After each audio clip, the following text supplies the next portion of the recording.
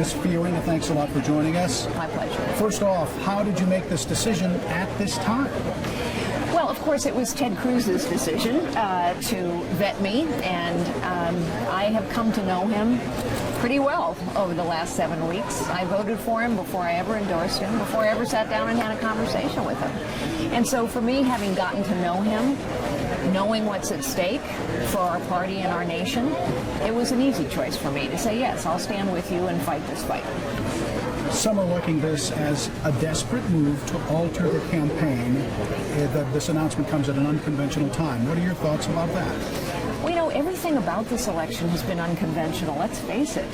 And I think we wanted to do this now to make it clear what's at stake for people. On the one hand, you have two candidates, Hillary Clinton and Donald Trump, who are so alike. They're two sides of the same coin. They are the system. And on the other hand, you have two fighters of that system, Cruz and Fiorina. So many remarks from Donald Trump along the way, back when you were in the thick of the presidential race. His statements have certainly created problems with female voters. Just last night, he accused Hillary Clinton of playing the, quote, woman card.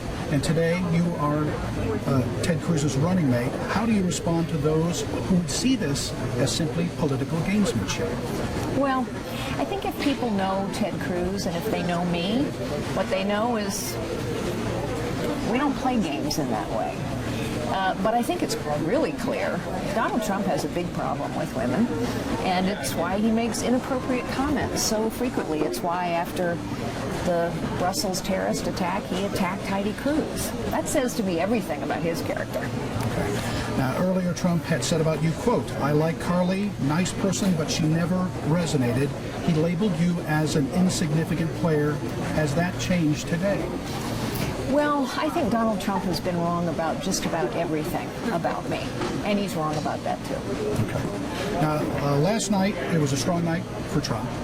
With his latest series of victories, he's now calling himself the presumptive nominee. What do you think of that? Well, there's no question that Donald Trump had a good night last night. There's also no question that he has more delegates than Ted Cruz. There's also no question he does not have 1,237 delegates, and that's what he needs to get to the nomination. And further, there is no question that the majority of Republicans don't want to vote for him, and that Hillary Clinton would shellac him in November. This announcement comes in Indiana. It's a historic announcement considering the magnitude.